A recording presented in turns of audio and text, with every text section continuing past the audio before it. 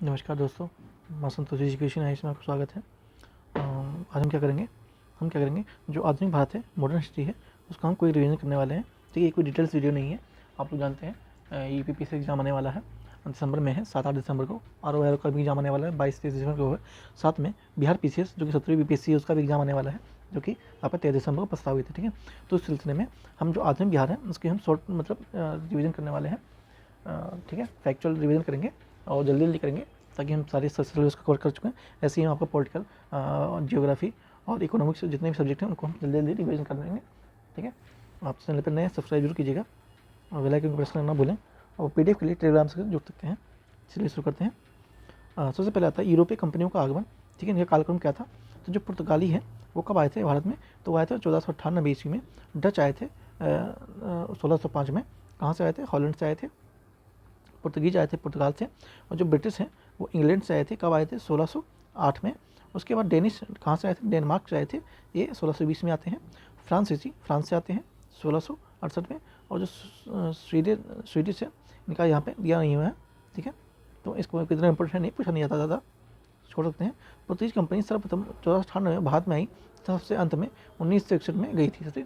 तो पुर्तगीज सबसे पहले आने वाली भी है और सबसे बाद में जाने वाली भी है। ठीक है, तो इसको ध्यान रखेंगे, इंपॉर्टेंट बन जाता है। उसके बाद विदेशी कंपनियों की स्थापना कुछ क्रम देखते हैं। कंपनी का नाम, देश है और स्थापना वर्ष, और ये प्रथम फैक्ट्री कहाँ स्थापित की।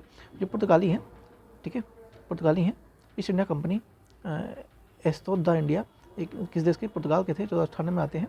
और ये भारत में पहली कोचीन में अपनी फैक्ट्री स्थापित करते हैं। कब करते हैं? 1503 में। आप देख रहे हैं ये आते हैं 1498 में। ठीक है, 1498 में। प्रथम फैक्ट्री कब लगाते हैं? 1503 में। ठीक है, ध्यान रखेंगे इस चीज़ को। अंग्रेजी ईस्ट इंडिया कंपनी, ये इंग्लैंड से आती है। ठीक है, 1600 में आती है और सूरत में अपना पहला कारखाना खोलती है। 1613 ईस्वी में खोलती है पहला कारखाना। Next, Dutch east India company आती है हॉलैंड से। वर्तमान में ये नीदरलैंड में है। कब आती है? 1602 में आती है। और पहले ये कंपनी कहाँ खोलती है? मूसलीपट्टनम 1620 में खोलती है। 1620 में खोलती है। मैं आपको पहले पता क्लियर कर देना चाहता हूँ कि जो ये वीडियो है, ये उन लोगों के लिए जो पढ़ चुके हैं। ठीक है, जो फ्रेशर हैं उनके लिए वीडियो नहीं है, क्योंकि उनको शायद ही समझ आए। बाकी देखने को देख सकते हैं, जनरल अवेयरनेस के लिए। ठीक है, चलिए चलते हैं। Danish east India company Denmark से आई है और 1616 में आई।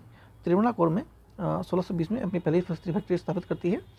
फ्रांसीसी ईस्ट इंडिया कंपनी, ये फ्रांस से आती है 1664 में और सूरत में 1668 में ये अपनी फैक्ट्री स्थापित करती है। स्वीडिश जो भी हमने ऊपर देखा, यहाँ पर दिया क्या नहीं था। ठीक है, यहाँ पे ये 1731 है। ठीक है, क्या है? 1731 है, यहाँ पर लिखा हुआ है 1731। बाकी इतना इम्पोर्टेंट है नहीं है। और चीन में अपना केंद्र बनाया। ठीक है, इसने चीन को केंद्र अपना बनाया। उसके बाद इनके डिटेल में थोड़ा बहुत जान लेते हैं। प्रथम यात्री कौन थे? वास्को डी गामा थे, जो कि 1498 मई में अहमद इब्न मजीद के गुजराती जो व्यापारी था, उसके सहायता से कालीकट केरल के तट पर पहुंचता है। उसके बाद 1505 में फ्रांसिसो डी अल्मीडा भारत का प्रथम वायसराय पुर्तगाल से बनकर आता है। 1510 ईस्वी में अल्बुकर्क ने बीजापुर के शासक यूसुफ आदिल शाह को गोवा छीन लिया। ठीक है, फ्रांसीसी के बारे में थोड़ा देख लेते हैं। ये कब आती है? 1664 में आती है भारत में। और इसकी स्थापना उनके मंत्री कॉल्बर्ट के प्रयासों से फ्रांस के सम्राट जो लुई 14 थे के शासनकाल में होती है। French east India company company देश इराक से ओरिएंटलिस्ट नाम से जाना जाता है। फ्रांसीसियों की जो प्रथम फैक्ट्री फ्रांसीसी गवर्नर फ्रैंको मार्टिन था। 1673 में फ्रांसीसी कंपनी की गवर्नर फ्रैंक मार्टिन ने वेलिकोटियमपुरम के सूबेदार शेरखा लोदी से पंडिचेरी नामक एक गांव प्राप्त किया, जिसे कालांतर में पंडिचेरी कहा जाता है। वंडी वंश के युद्ध 1760 में अंग्रेज सेनापति जनरल आयरकोट ने फ्रांसीसियों को पराजित किया। कर्नाटक के युद्ध में अंग्रेज और फ्रांसीसी के मध्य लड़ा गया। अंग्रेज देखने इंपॉर्टेंट है ये। ठीक है, इंपॉर्टेंट बन जाता है ये अंग्रेज। 1599 में असल मार्ग से भारत आने वाले एक प्रथम जॉन मिल्टन हॉल था। अंग्रेज का सबसे पहले कौन आया भारत में? जॉन मिल्टन हॉल था। 31 दिसंबर 1600 को ब्रिटेन की महारानी एलिजाबेथ ने प्रथम the governor and company of the merchant of London trading into the West Indies को पूर्व व्यापार हेतु 15 वर्षों के लिए व्यापार के अधिकार प्रदान किया। 1609 ईस्वी में जेम्स प्रथम ने इसे अनिश्चित काल के लिए बढ़ा दिया था। 1608 में जो ब्रिटेन के राजा जेम्स प्रथम के दूत के रूप में कैप्टन हॉकिंस सम्राट अकबर के नाम से पत्र लेकर जहांगीर के दरबार में आता है। आगरा पहुंचता है। 1605 में टॉमस रो ब्रिटेन को राजदूत के रूप में जहांगीर के दरबार में पहुंचाता है। 1661 में इंग्लैंड के सम्राट चार्ल्स द्वितीय का विवाह पुर्तगाल की राजकुमारी कैथरीन से हुआ। फलस्वरूप चार्ल्स को बम्बई के उपहार के रूप में प्राप्त होता है। मतलब क्या बम्बई को मतलब इन्होंने उपहार के रूप में, मतलब जिसे दहेज कहते हैं आजकल के ज़माने में, वो इनको बम्बई उपहार में दे दिया। शादी की उसमें क्या दिया, बम्बई को ने दे दिया। ईस्ट इंडिया कंपनी 1668 में 10 पाउंड प्रतिवर्ष किराए के चार्ल्स द्वितीय से बम्बई को प्राप्त कर लिया। फिर उसने इसको किराए पे दे दिया। ठीक है, ईस्ट इंडिया कंपनी को। देख रहे हैं यहाँ किसी को कुछ नहीं मिलता और वहाँ बम्बई गिफ्ट किया जा रहा था उस टाइम में। कोई नहीं, दूसरे की संपत्ति सबको अच्छी लगती है, खुद की होती है तो नहीं देते। नेक्स्ट चलते हैं, प्लासी का युद्ध। युद्ध तिथि कब थी ये? 1757 को लड़ा जाता है, 23 जून को। किनके मध्य होता है? बंगाल के नवाब और सिराजुद्दौला और अंग्रेजों के सेनापति रॉबर्ट क्लाइव के मध्य होता है। परिणाम इसमें अंग्रेज लोग विजय होते हैं। भारत में ब्रिटिश साम्राज्य की नींव रखी की जाती है इसी युद्ध से, जो प्लासी का युद्ध 1757 का होता है, उसी से जो भारत में अंग्रेजों की नींव रखी जाती है। उसके बाद क्या होता है? बक्सर का युद्ध। ये होता है 22 अक्टूबर 1764 को। ये बंगाल के नवाब मीर कासिम और अवध के नवाब सिराजुद्दौला, तो दिल्ली के मुगल सम्राट शाह आलम द्वितीय और अंग्रेजों के सेनापति हेक्टर मोन्रो के मध्य होता है। इसमें भी अंग्रेज विजय होते हैं और अंग्रेजों ने भारत की वास्तविक सत्ता इसमें स्थापित कर दिया था। जो बक्सर का युद्ध होता है इसमें वास्तविक सत्ता स्थापित कर लिया। उसके बाद जो इलाहाबाद की संधि होती है रॉबर्ट क्लाइव के द्वारा। इलाहाबाद की प्रथम संधि शाह आलम द्वितीय से होती है 12 अगस्त 1765 को। इलाहाबाद की द्वितीय संधि सिराजुद्दौला से होती है 16 अगस्त 1765 को। देख रहे हैं 12 अगस्त और 16 अगस्त, 4 दिन के गैप में ये संधियाँ हो जाती हैं। कर्नाटक युद्ध में अंग्रेजों के फ्रांसीसियों के मध्य होता है। इनका कुछ क्रम है, प्रमुख कारण क्या कहते हैं और संधि, उसके बाद परिणाम क्या हुआ। प्रथम 1746 से 48 में ऑस्ट्रेलिया के उत्तराधिकार का युद्ध होता है। इसके बीच संधि होती है एक्सला और सेपेल की संधि 1748 में। परिणाम अनिर्णित होता है, मतलब इससे कोई परिणाम नहीं निकलता है। द्वितीय होता है 1749 से 54 तक कर्नाटक के उत्तराधिकार के युद्ध के लिए पंडिचेरी की संधि होती है 1755 में। अंग्रेजों द्वारा मजबूत स्थिति में रहे इसमें। उसके बाद तीसरी में होता है 1758 तक सप्तवर्षीय युद्ध औपनिवेशिक कारण होता है। पेरिस की संधि होती है इसमें 1763 में और फ्रांस इसमें विजय प्राप्त करता है। उसके बाद आता है आंग्ल मराठा युद्ध। क्या आता है? आंग्ल मराठा युद्ध आता है। उसके बाद प्रथम आंग्ल मराठा में 1767 से 69 तक होता है। हैदर अली शासक थे उस समय और बंगाल के गवर्नर कौन थे? लॉर्ड वेल्टन। और इसमें मद्रास की संधि होती है 1759 में 69 में। द्वितीय आंग्ल मैसूर युद्ध 1780 से 1784 ईस्वी हैदर अली और वार्न हेस्टिंग के काल में होता है। मैंगलोर की संधि 1764 में हैदर अली की मृत्यु के बाद होती है। तीसरी मैसूर युद्ध इसमें 1790 से 1792 में होता है टीपू सुल्तान और लॉर्ड कॉर्नवालिस के द्वारा।